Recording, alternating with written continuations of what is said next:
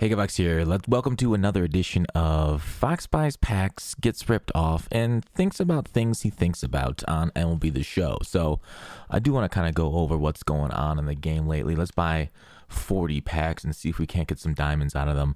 Now, I do not recommend buying packs at all, and I think that's, something that I don't feel like is mentioned enough.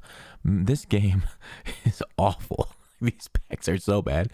What they need to do is bring a little bit more value to pack trash, and they've done that in the past with some good sets. I really think that'd be kind of cool, maybe for like the how we're gonna get a big set in the Mike Trout thing last year, where it was all a bunch of like the cards that we added into it and got the card for the big set. That'd be kind of cool if it is something diamond like that this year, but like for like pack trash, right? Put in a bunch of commons, bronzes, like a huge amount of them, and then it creates like maybe a common superstar or something like that. It is a purple card, so it's going to be almost worthless, which is sad, but that's kind of where the game is right now. So many packs been pulled for these low-end cards that Buster Posey, he got up to diamond, so he's doubly worthless. But like something like that to kind of bring a little bit more value to these low cards, like quick sell 5, 5, 5, 10, right? So this pack itself, it did pay for it because I got one diamond, but I only get one diamond out of 50 of these packs. So that's tough when your diamonds are now 5,000 stubs. So hopefully something like that in the future to kind of help bring up a little bit of the value of them. But that's not what I really want to talk about today. I got a variety of things I want to talk about. Let's go one by one, so that way maybe we'll get better luck. We'll get a Trout. I got jebaited on stream the other day. I got green lights and everything, and then it was Mantle. I thought I got a Trout. Everybody was rooting for Trout. I thought I got one, but I didn't. Anyways, where's the gameplay patch? Like, people are like super complaining about it. We got a patch last week for at least one of the freeze offs. I'm still seeing people freezed off awfully. Hopefully they can fix more of those. I don't know why they don't have something like, how's the game state doing? Is nothing happened in 15, 10 minutes or whatever? All right, let's try and unfreeze it, or let's cancel it and end this thing in a friendly.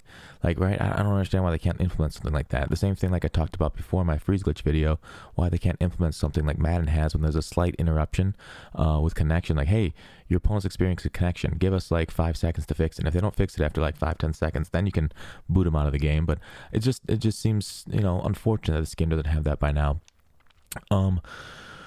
But otherwise, how are you guys doing right now, right? Is there too much to do? Are you guys getting like kind of overwhelmed? Because even me, who plays this game quite frequently, like all the events, the BR programs, ranked seasons, sometimes it's a lot, right? Now you'd be like, oh, well, I'm kind of bored. There's not a lot of cards releasing, which I think is fair, but there's a lot of things to grind in the game, which I think a lot of people do enjoy. Moments, tops now, all that stuff that we get quite frequently. Monthlies, of course, we got that, and we'll get some in, a couple weeks again here. But overall, are you guys getting burned out on MLB? You still guys going strong? I know obviously some people that play it every year are still going super strong through the summer. Some people might be like, hey, you know what? I'm kind of going to go outside during the summer. And MLB is great for the spring for me. But, if you're a fan of the Pirates, your year is basically over. So a lot of guys like burn out like that because they're not interested in baseball if their team isn't doing it well. Me, myself, I'm just hoping we get a good return for Adam Frazier. Ooh, second diamond. What did I do to get so lucky today?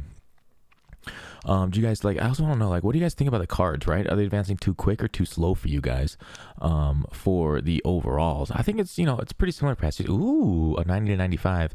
Who are we looking at? Maybe, I don't know, hopefully a live series card. Please live series, please live series, please live series. Bellinger. Yes. Good. Live series are going for much more. 99K. Sorry, my kid's like 3 feet away from me. Also, I'd be like freaking up and down like a freaking porn star. Right? I know I shouldn't do that on YouTube. Oh, that pays for the opening without a doubt. Man, that was lucky, dudes. Bellinger, dudes. Bellinger. Talk about live series cards. Are you guys invested for Friday? Take a look at my investing video. A lot of people are like, hey, I saw some comments about, can you make the spreadsheet for subs first on Twitch? I'm like, nah, maybe I'm not gonna poo-poo ideas or anything, but generally I like it. Everybody sees it at once, so everybody can kind of get like a equal shot at what I think that kind of stuff. But obviously nothing's financial advice, but I just want to keep that out there, that when the video goes live, you guys can all reference it at the same time and see what I think, just like this video. I really like the fact, like talking about advancing cards too quick, too slow. The fact that like, we're getting those 95 legends of like, Mickey Mantle right now. Like we don't just go from like a crappy bronze, like Babe Ruth got like a crappy bronze pitcher in the past and all the way up to the 99 card. I really appreciate that we're getting like mid-tier cards. I would assume we're going to get a Babe Ruth 95 card here soon also, because he's, one of the 42 cards that a lot of the other 42 cards got upgrades already. The mid-season big master set. Who do you guys think is going to be that guy, right? Hank Aaron, Clemente. Who do you think is going to that big middle of the year set?